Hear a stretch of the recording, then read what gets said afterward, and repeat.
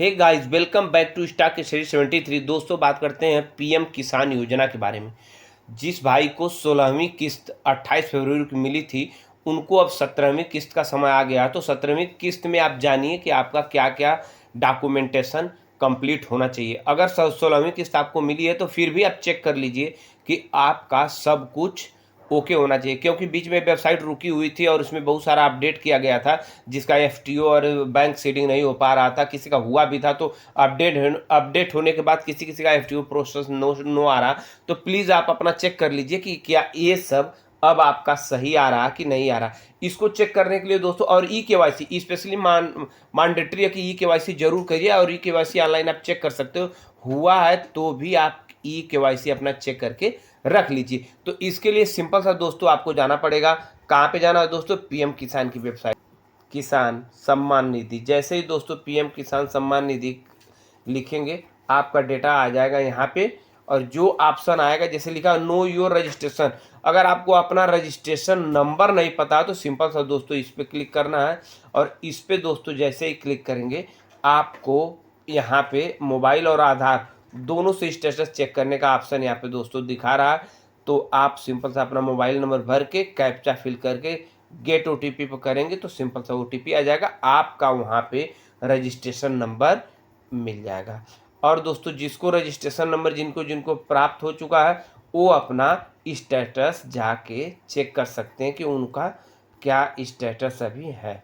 Know your status पर आप click करेंगे दोस्तों। नो योर स्टेटस पर क्लिक करने के बाद जो ओपन होके आएगा, उसमें आप जैसे अभी आपका रजिस्ट्रेशन नंबर मिला, रजिस्ट्रेशन नंबर फिलअप करने के बाद देन कैप्चा फिर गेट ओटीपी को करके आप सिंपल सा आपका टोटल डाटा दिख जाएगा। जो बात हुआ था, इसके बाद डेटा क्या ओपन होके आएगा।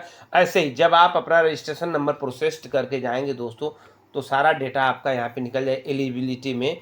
तो आप एलिजिबल हैं कि नहीं है, और नहीं है तो क्या क्या कर, आपका लैंड सीडिंग दोस्तों एस होना चाहिए, आधार सीडिंग एस होना चाहिए, और इम्पॉर्टेंट ई केवाईसी मैंडेटरी होना चाहिए और कंप्लीट होना चाहिए, और एफटीओ भी आपका एस होना चाहिए। अगर दोस्तों आपका लैंड सीडिंग का प्रॉब्लम है, लैंड सीडिंग नहीं है, तो आपको तहसील जाना पड़ेगा। और आधार बैंक सीडिंग नहीं है तो दोस्तों आपको बैंक से जाके कांटेक्ट करना पड़ेगा। और ई केवाईसी के लिए किसी सीएससी सेंटर में जाके दोस्तों आप अपना ई केवाईसी वेरीफाई करवा लीजिए। आपका ई केवाईसी वेरीफाई है कि नहीं, ऑनलाइन उसको भी चेक कर सकते हैं। और किसी किसी का दोस्तों सारा कुछ ये तीनों ऊपर का land seeding, bank Aadhaar and e KYC, ये सब कंप्लीट होने के बाद एफटीओ नो आ रहा। अगर आपका दोस्तों just wait, FTO no like this, FTO आपको ऐसा दिख रहा होगा, तो आपको चिंता करने की ज़रूरत नहीं है, क्योंकि आपको जब कोई भी इंस्टॉलमेंट नहीं मिला रहता है तो नो ही आता है। और जब जैसे ही आपका वो ऊपर का तीनों एस होगा और एफटीओ नो होगा तो कोई टेंशन लेने की बात नहीं है। जैसे फंड ट्रांसफ़र ऑर्डर आएगा गवर्नमेंट का, आपका एफटीओ एस हो जाएगा। तो ये बताना था दोस्तों।